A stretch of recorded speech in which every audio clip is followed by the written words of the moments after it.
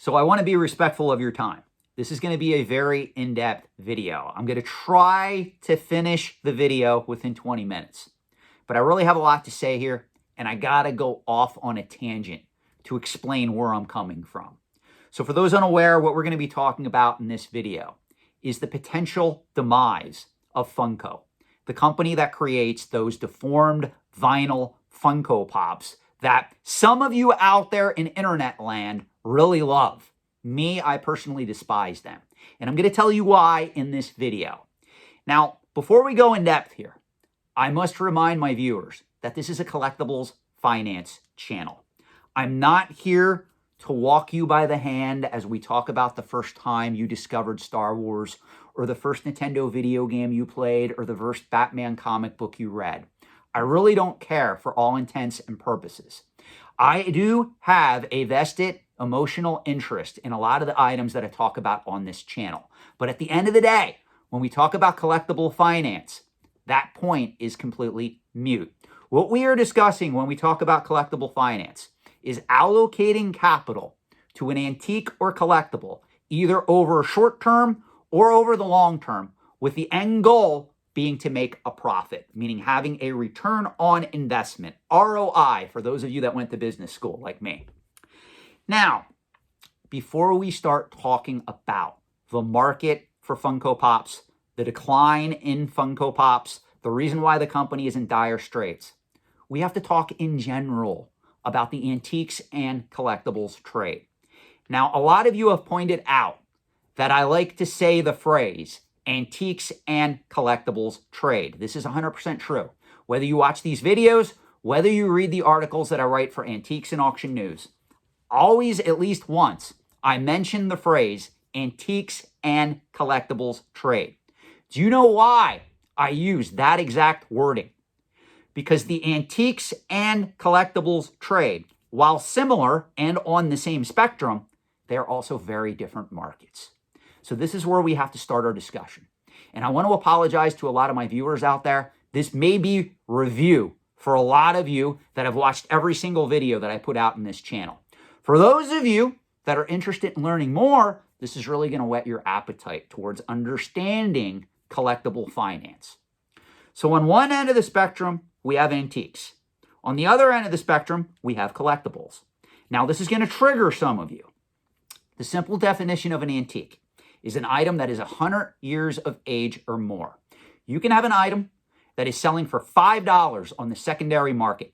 If that item is more than 100 years of age, it qualifies as an antique. Calling something an antique has nothing to do with market value. It has nothing to do with demand. It has nothing to do with rarity. There are tons of items that are sitting in the landfill right now that are considered antiques. Now, when we talk about collectibles, this is a little bit different. The overall agreed upon definition of a collectible is simply an item that obviously is newer than 100 years of age, and also is an item that is selling on the secondary market for more than it originally retailed for at its time of release or manufacture. That's really all a collectible is. So for those of you wondering, if we get in my DeLorean time machine and we go back to the mid to late 1990s, when Beanie Babies were soaring in value, technically, if you went to the store and you bought a Beanie Baby for $5 and you flipped it on eBay for more than its original retail price, for more than $5, technically that item constitutes as being a collectible because it's selling now on the secondary market for more than its original retail price. It does not matter if the item was produced last week, yesterday, or an hour ago. If the item is selling for more on the secondary market than its original retail price, it qualifies as being a collectible. Now, this is very important because when we take a further deep dive in the understanding the differences between antiques and collectibles, antiques tend to be rooted in history. Collectibles tend to be rooted in emotional attachment and nostalgia. Now, this is important because if I'm coming into these markets and I'm allocating capital with the goal of getting a return on some future date. If I'm going to buy an item and I'm going to hold it long term, obviously, I'm going to go after more stable, more mature, sophisticated, and established markets on the antiques side of the spectrum, with few exceptions. This is why I keep telling you, if you really want to invest long-term in these markets, one of the most liquid markets in the entire antiques and collectibles trade is the market for graded investment coins and currency. That market is entirely liquid. That market is a very good place to invest long-term. Now, short-term, this is where we get into an interesting discussion. And this is where I get into heated debates with a lot of the Pokemon collectors, speculators, and investors out there. You can invest over the long term in Pokemon, which is on the collectible side of the equation. Now, Pokemon is very new. It's very speculative. And every time I say that, somebody comes into the comment section and they tell me, Sean, you don't understand. Pokemon has been here for many, many decades. And I have to explain, Pokemon's not even 40 years of age as of yet. It is one of the newest collecting markets in existence, much like Magic the Gathering, much like video games. All those markets that I just mentioned are very, very speculative at present time. They have a lot of organic collectability. Make no mistake, we are not comparing Pokemon cards, video games, or Magic the Gathering to that of Beanie Babies or even Funko Pops. I want to make that very clear, but they're still very speculative. Now, what makes collectibles so appealing is most people that go after those items, number one, they have an emotional attachment to it. It really tugs on the heartstrings. It's pure nostalgia in most cases. A lot of you that are into Pokemon, you grew up with Pokemon, you love Pokemon. Whether you played the video games, whether you were really big in the Pokemon, the card game growing up, whatever it is, that's why you're still into Pokemon now. Same thing is true. I'm a Gen Xer. I was born in 1976. I came of age in the 1980s and 1990s, respectfully. As a result, my first toy that I ever owned as a child was the vintage Kenner Star Wars line. So that's why I have a fondness towards that toy line. I also love Masters of the Universe, G.I. Joe, Transformers, Atari, and of course, Nintendo. I also vividly remember playing games on my Apple IIc computer, which is why I love Apple Computer to this very day. It's a nostalgic hit for me. Now, what does all this mean? Well, obviously, when we look at markets in the overall antiques and collectibles trade, from an investment standpoint, some are better than others. Markets, whether they're on the antique side of the equation or the collectible side of the equation, if they have organic collectability, you're pretty much setting yourself up in the right direction from a financial perspective. Now, this is where it gets complicated. Ever since, really, the 1960s, manufacturers had figured out a way to build excitement for a product that really has no organic collectability. Those of you that sat through previous videos where I talk about mass-produced scarcity, you probably remember names like the Franklin Mint or the Danbury Mint. A lot of these companies that produced limited edition collector plates, collectibles, that were advertised on late night infomercials where people who were pretty much typically older in their 50s, 60s, and 70s, they would see that it was a limited item and they were selling it for 2 payments of $19.95 plus $9.95 for shipping, and you had to act now if you wanted to get one. Well, a lot of people bought into that concept. And this is why if you go into a particularly old person's house and they tell you, oh, I have tons of antiques and collectibles, they typically have a lot of these products either on display or in spare bedrooms or in their basement or even in their attic if their house had an attic. Now, this is important because these items are practically worthless, with few exceptions, on the secondary market. And the reason why these items are pretty much worthless is because they never had any organic collectability. They were simply marketed using mass-produced scarcity. Now, if we look at what happened with Beanie Babies, Beanie Babies were first produced back in the early 1990s. As a matter of fact, I think Generation 1 Beanie Babies were produced in early 1993, if I remember. And slowly but surely, people started buying up Beanie Babies because Ty, the maker of Beanie Babies, told everyone from the get-go that he was going to start eventually retiring some of these early Beanie Babies and releasing new ones into the line. Now, this coincided with the perfect storm.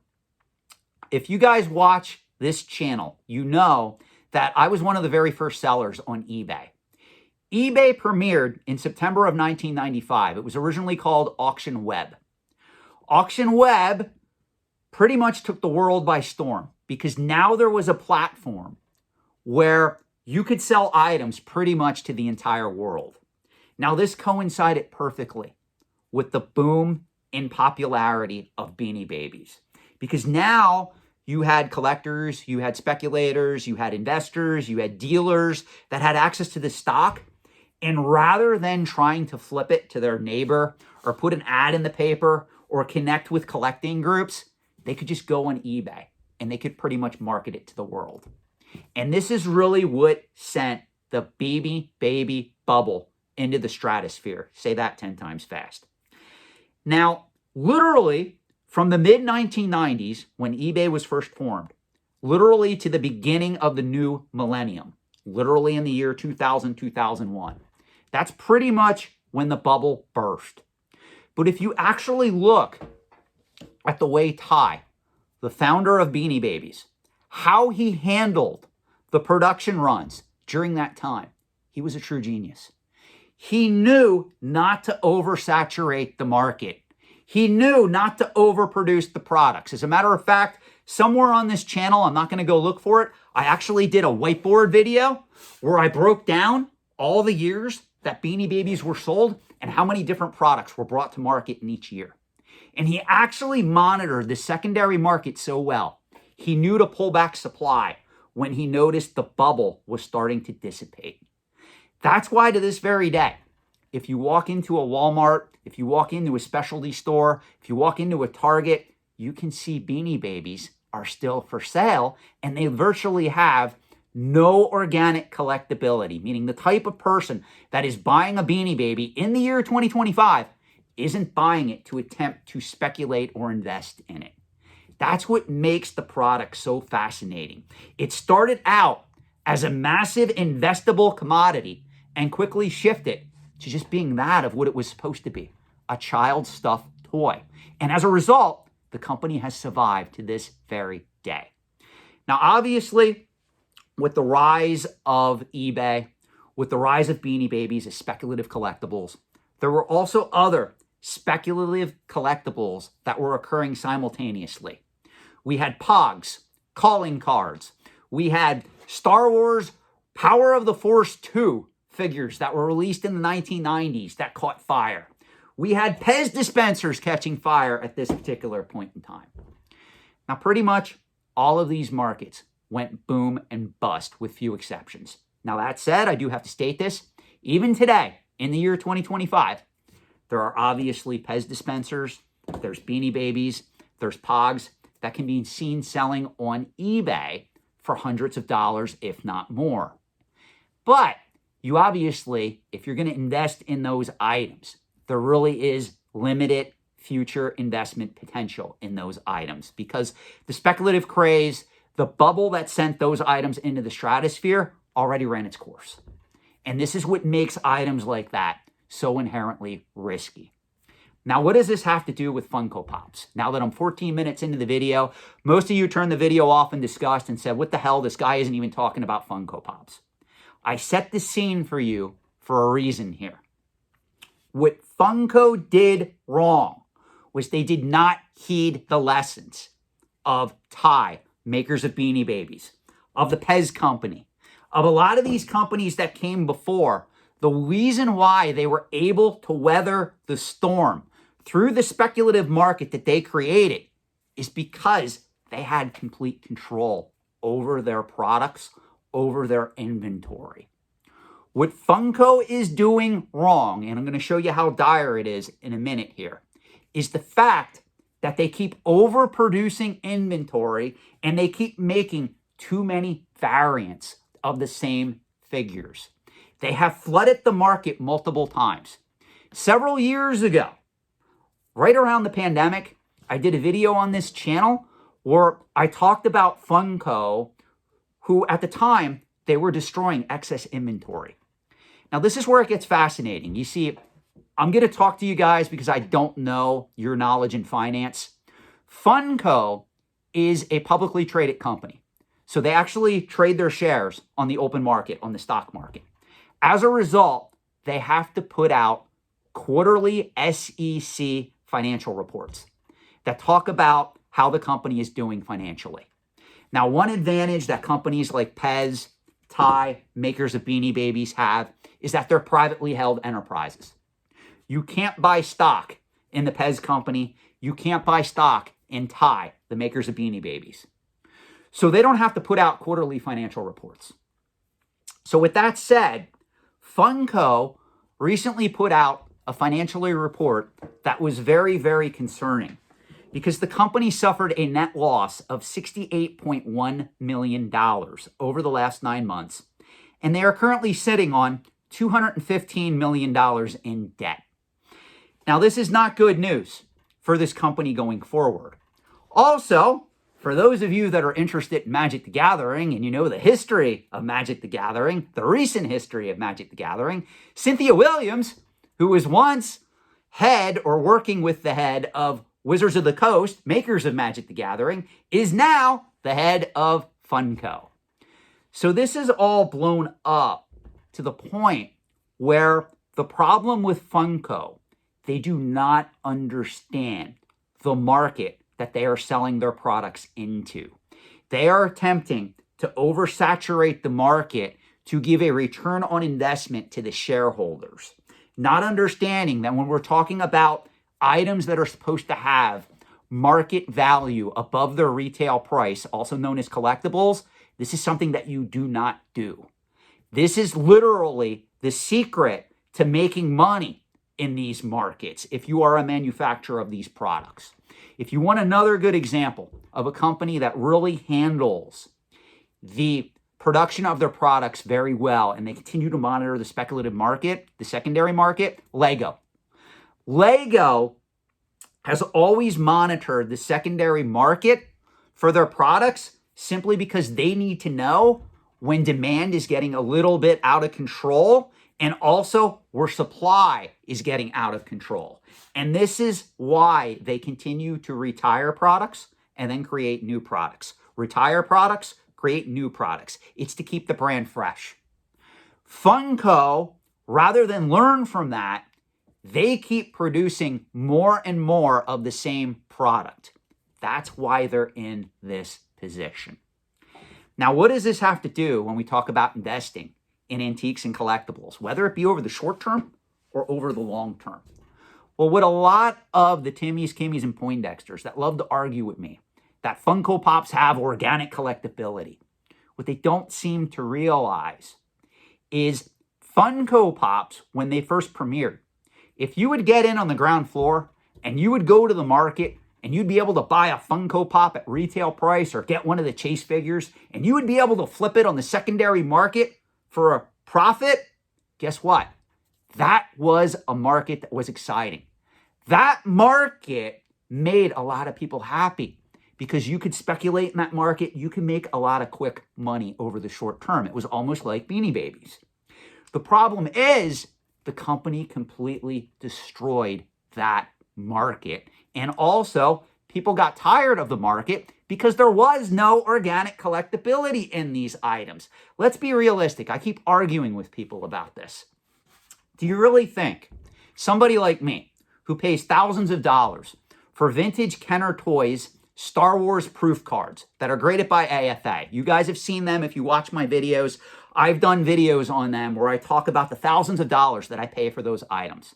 If I'm collecting something like that that's stored in a safety deposit box, do you really think I want to buy a Star Wars Pez dispenser to go with it? that just cost a couple of bucks and was produced utilizing mass-produced scarcity. Now, to be fair, believe it or not, this Boba Fett, I'm triggering you with the way I'm pronouncing that name, this Boba Fett Pez dispenser, this was produced in 1999. This Pez dispenser is over 25 years of age. Do you want to know what it's worth on the secondary market? Like $3 at present time. And honestly, you can find cases of this stuff still factory sealed. Nobody wants this stuff. It was utilized creating mass-produced scarcity, and therein lies the problem. There's no organic collectability here. Now that we're 20 minutes into this video, we still have another turn of events that we have to discuss when it comes to Funko Pops. For those unaware, I have no idea whose decision at PSA it was to start doing this, but a couple of years back, PSA started grading factory sealed Funko Pops. And incidentally enough, due to what's happening with the secondary market, with Funko Pops, with the financial trouble that they're in, as of December 1st, PSA is no longer taking submissions for new Funko Pops. So now this creates a problem for those of you out there that were arguing with me. Sean, I have this Funko Pop worth $2,000 and I got it graded by PSA. You are dead wrong. It's going to continue to go up in value. The problem with a market like this, it's very easy to scare people away from this market because there's no organic collectability here. It's just like Beanie Babies. It's like Pogs. It's like Pez dispensers. The people that are operating in this market do not understand how the antiques and collectibles trade operates from a financial perspective. Otherwise, they would have never had an item like this that literally sells for $2,000 in the secondary market. If I had something like that, I would sell it immediately. Because in a market like this, there is no organic collectability. So now that we're towards the end of this video, I want to answer the question, what does this mean for Funko Pops?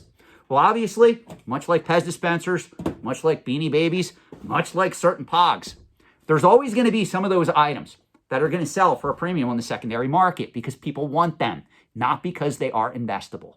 Funko Pops are no different.